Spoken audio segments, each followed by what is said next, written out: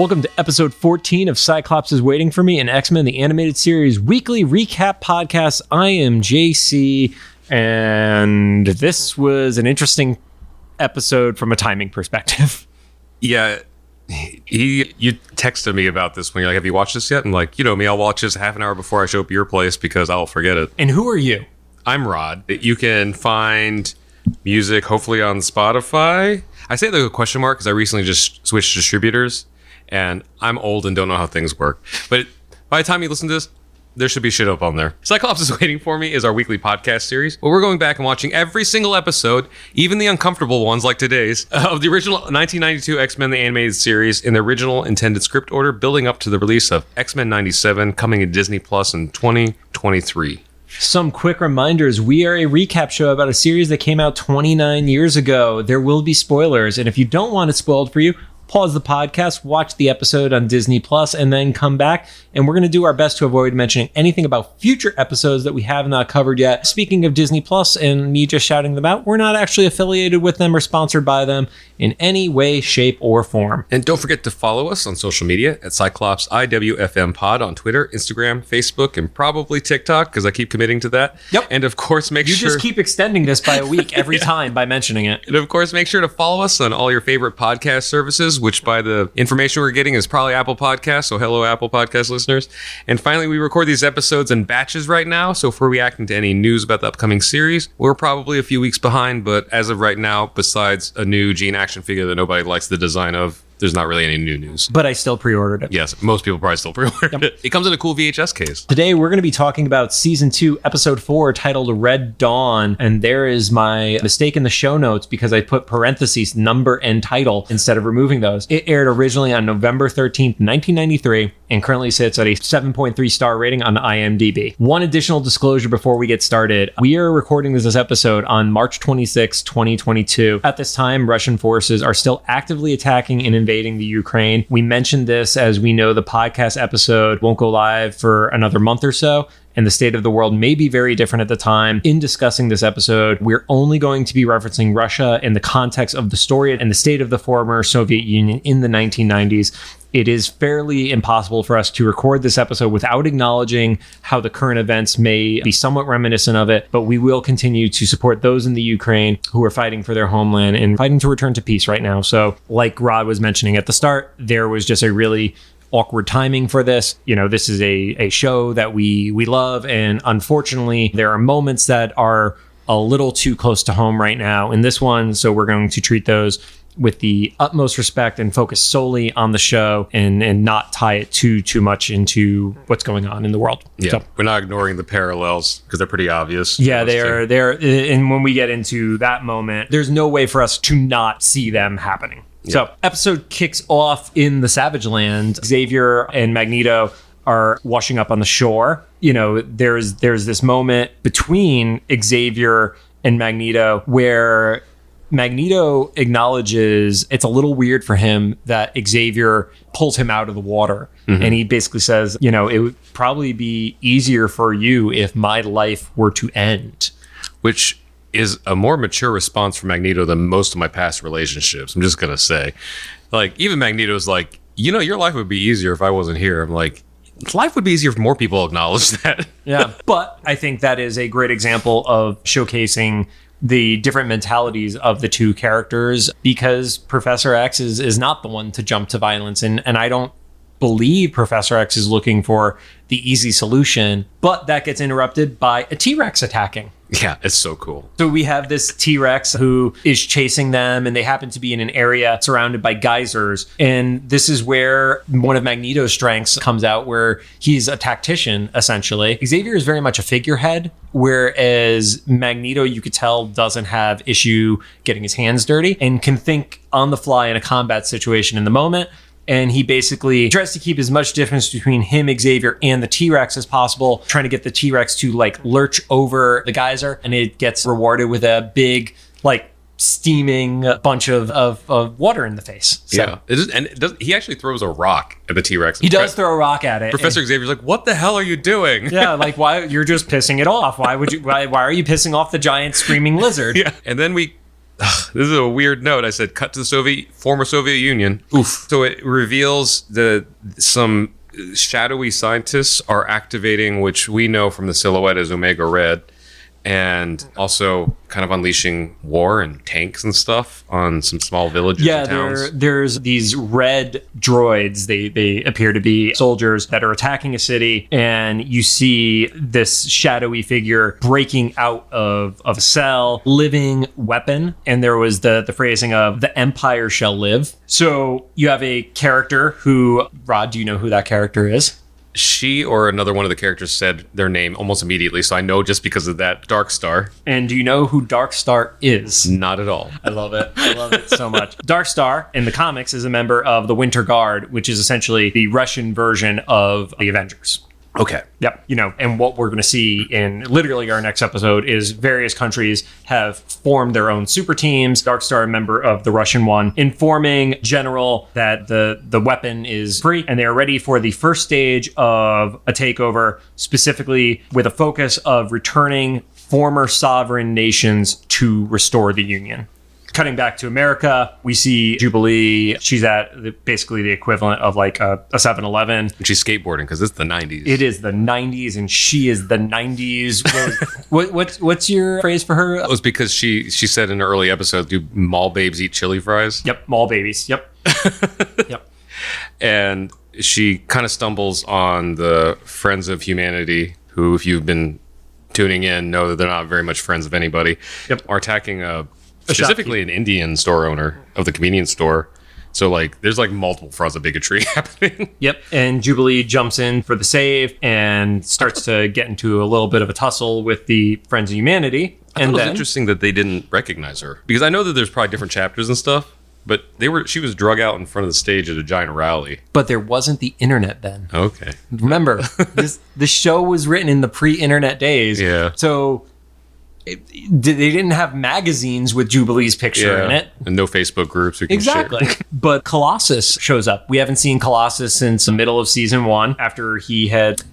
Colossus in season 1 decided to not join the X-Men because he was going on a search for his sister. And we actually get a little bit of a conflict on his story in this episode because of that. That was my question, because in the first season, he's at the X Mansion, which is in New York. We've established that's in America. Yes. So if anyone's not clear on that for whatever reason. Yeah, and he's like, I'm looking for my sister, heavily implying that he came to America looking for his sister. Right. So that's the last time we saw him, and now he's barging into this convenience store because he's going to rescue Jubilee. Yep, and he is there because he needs help, and he specifically mentions Omega Red as somebody that he would need help against. Jubilee doesn't reach out to anybody because, again, pre-cell phone era. Yeah. So she leaves a note on the fridge. If there's anyone that was born in a time that you don't know why this makes sense, just know that this is probably the most common communication between kids and parents or any adult figures in your life. Yeah, you didn't send a text message. You left a post-it note just like on the fridge. And you just let your guardians be afraid until they saw you next. Or relieved, depending on what kind of kid you were. Yeah, and then you get screamed at and you were told you can't go out again. And that was a whole thing. And they do establish at that time that the reason no one's home is that Gina and Scott and Beast are in D.C. testifying to Congress, probably for some mess that is happening with all the mutant versus human stuff. And we go back to the former Soviet Union. We're not quite clear on exactly the location. We just know it's some area that they're trying to reclaim. Yeah, we know that it's one of the former Soviet states. And there's a parliament meeting happening, and Omega Red kind of busts in and attempts to assassinate the parliament leader. Also, did you notice in the design there was literally like one of the characters who had the thin Stalin or more Hitler-esque mustache too? Yeah, they weren't going for subtlety in the representation. It was definitely it was an odd choice to see the character in there. But, you know, obviously they won fairly quickly, and because there's no military presence there, but Darkstar has to stop Omega Red, you know, from basically just murdering these people. And Omega Red kind of like starts to give the assertion that it's more than just him being a weapon of the Russian military. It is him kind of asserting that it's going to be his iron hand that is going to lead Russia into the future. Because if there's something that people with power never seem to learn from history, is that is never enough. Yeah. And I do like how the parliament leaders are like, you can't be in here. We're in the middle of a meeting. It's like that was going to be the thing. Yeah, that was going to stop him. Yeah. And Colossus finds everything's in ruins and eventually makes it back to his, what we find out is his home. Yep. It's destroyed, and then he starts having flashbacks. And this is where the incontinuities start happening. Yeah, so he has the flashbacks where, he utilized his power to stop his sister being crushed by like a tractor or something like that. A rogue tractor. Yeah, it was a rogue tractor that they never revisit. That was owned by the state. That was kind of like interesting. Well, that's the whole thing. You within the communist country. Yeah. He's shared the resources. Right, but he acknowledges, he decided it would be better for him to leave than have the wrath of kind of like the closed-minded bigotry of that area brought upon his family. Because he knew that any damage to Soviet property would be met with like unmentionable consequences. And also the fact that he was... a mutant. He was a mutant, too. Because that was something... When he stopped the tractor, he went into like full metal form.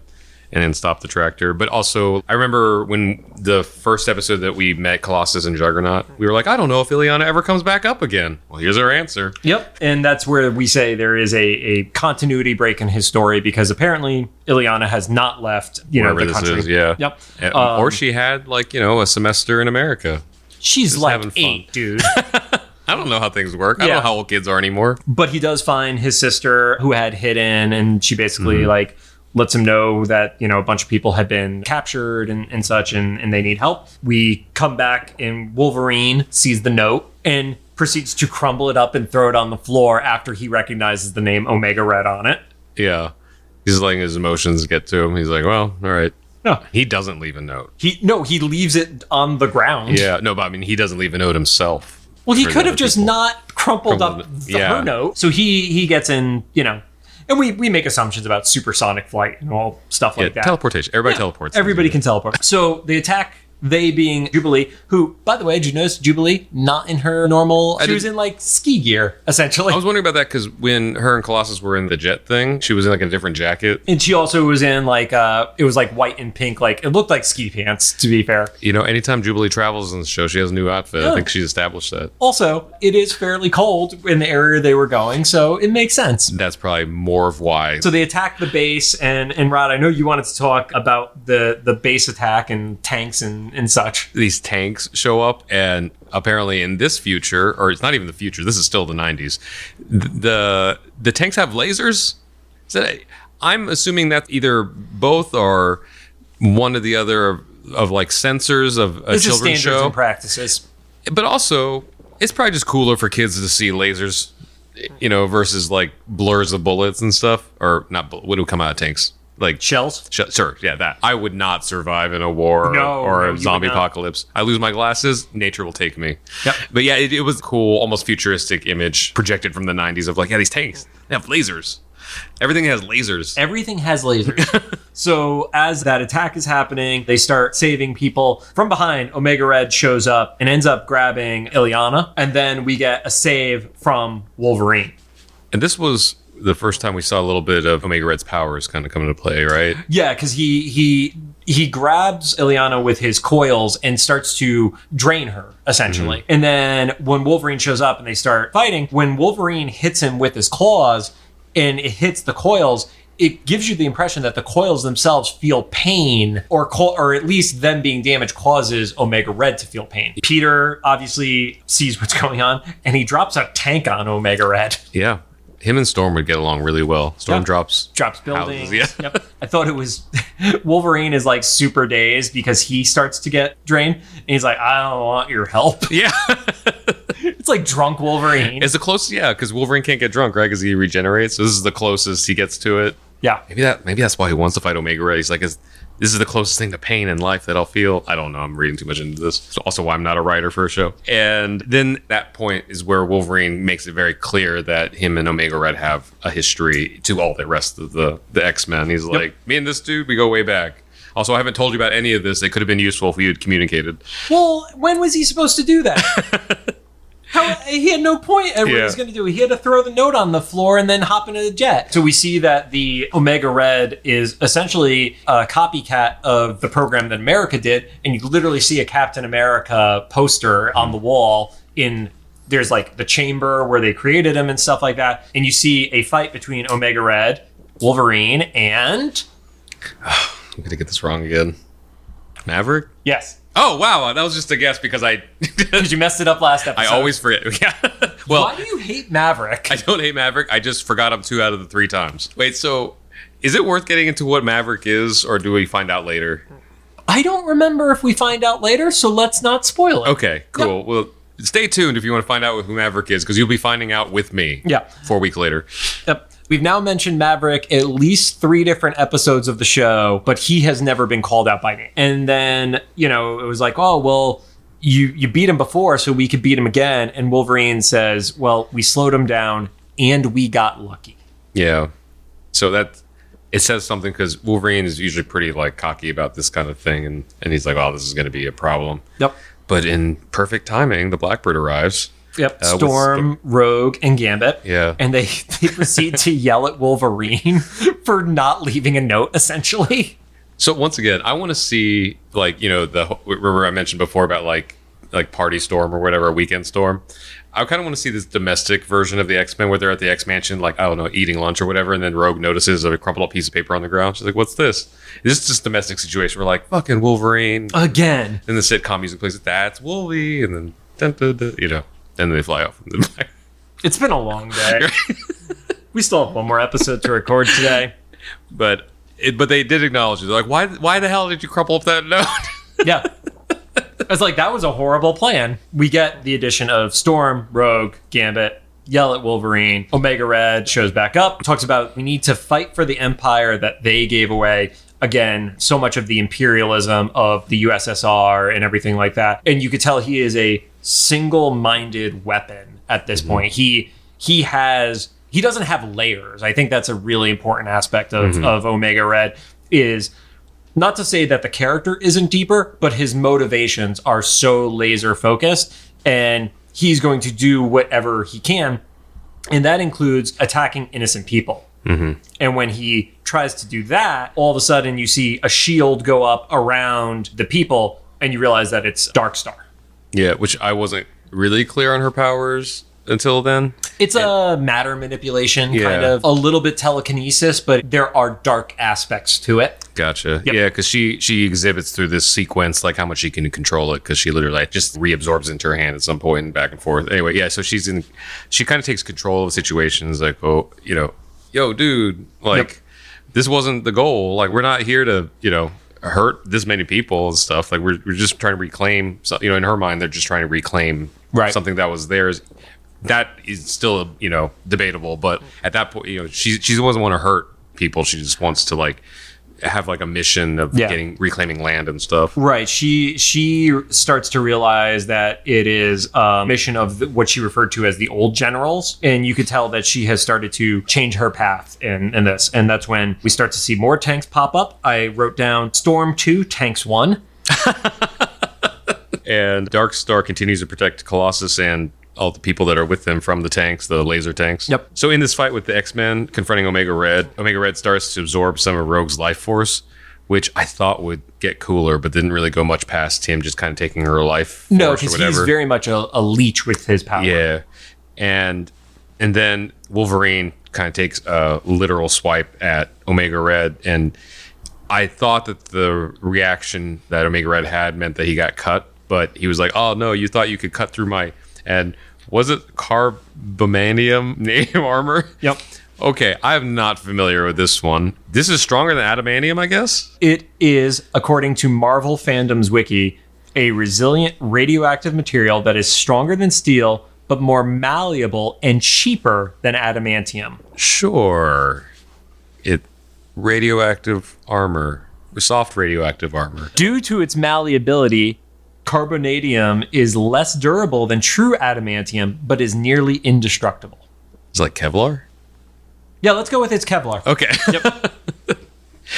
And it was just an interesting little shout out to that because I don't remember them coming back to that, but maybe we'll find out with us if you keep listening. Then Darkstar suggests that Storm, because she's like, oh, you control the weather. She just caught on to this.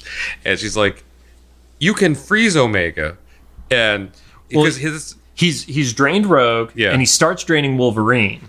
And then that's when Darkstar realizes Storm's power. And it's like, we need to imprison him in the deepest cold. So my note here was, cold being a weakness of your living weapon seems to be a huge design flaw for a weapon living in Russia. I would agree with that sentiment. That's his weakness? Yep.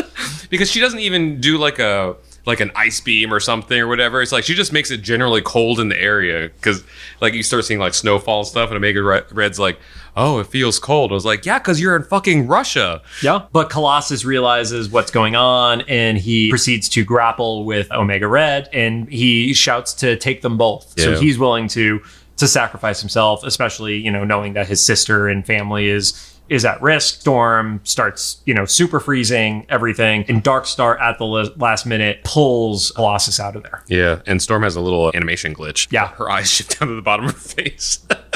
I don't know, maybe that's part of her power set. She can move her eyes. It is not one of her powers. And then Darkstar stops the general. Yep, Darkstar captures the generals, and they say, we're free for now from their night of terror. The episode ends up with Colossus being invited again to join the X-Men, and he rejects the offer a second time. At that point, the X-Men, especially Wolverine, should be like, all right, I get the hint. You lied to me once.